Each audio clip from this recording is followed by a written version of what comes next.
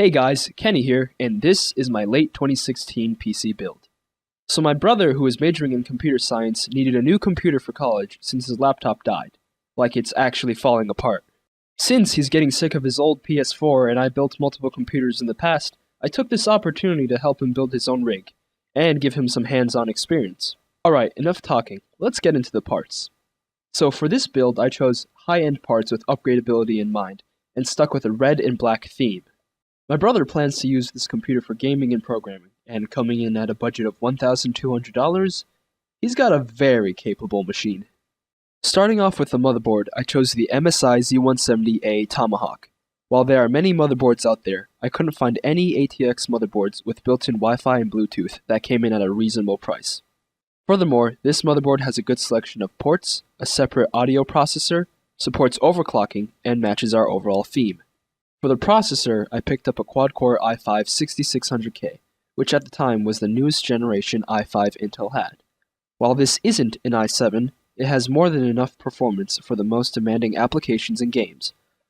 And if he really needs more performance, he could always overclock it or upgrade to an i7 later on. Here is some footage of him installing the CPU. Well, you're going to have to drop it, obviously.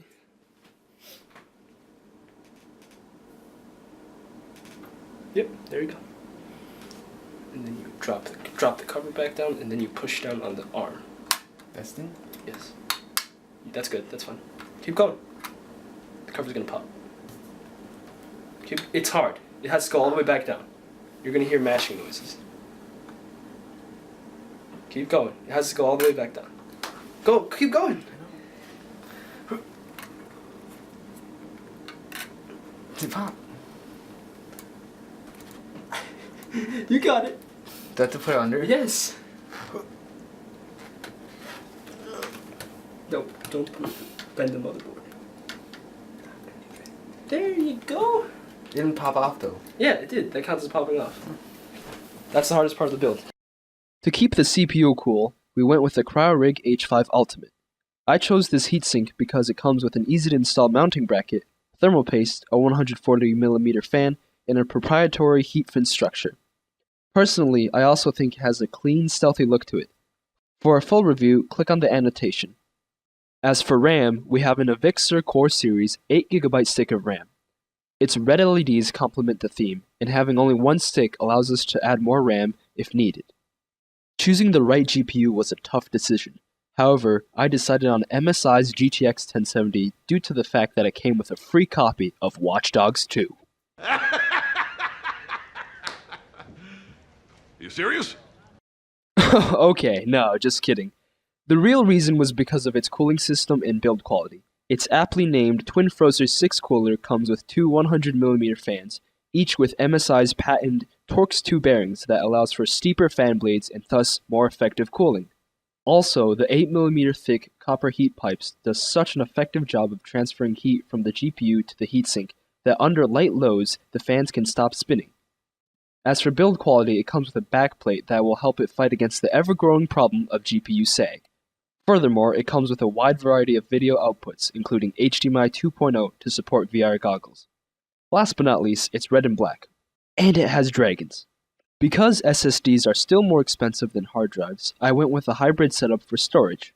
The main drive is a 500GB Samsung 850 EVO SSD for frequently used programs, games, and the operating system. For the secondary drive, I went with a 1TB Western Digital Blue. This would be used for less frequently used programs and mass storage of pictures, games, music, and more. Powering the whole rig is the Corsair CXM 550W semi-modular power supply. I went with this power supply mainly because of its affordability and reliability. Also, the fact that it is a semi-modular power supply will make wire management much easier since unused wires will simply not be plugged in. Housing all of this hardware is the NZXT H440. This mid-tower has tons of builder-friendly features, such as a large motherboard cutout for mounting CPU coolers, rubber grommets to hide cables, front header USB 3.0, and a great setup for silent cooling. All the side panels come with sound-dampening foam, and every vent has removable fan filters. This case also comes with 4 fans and space for radiators. So if you want to do water cooling in the future, you have the room. So just a tip to anyone owning this case, to remove the bottom fan cover, pull up and out, not just out. Here it is, the finished build. But actually first, let's peel off some plastic.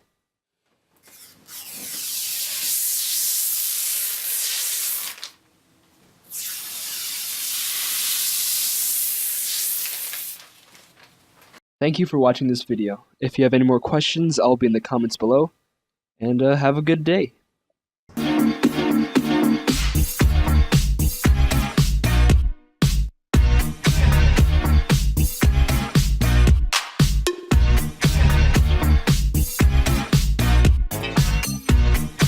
Comes with an easy to install mounting bracket, thermal paste, a 140mm fan. Millimeter? What?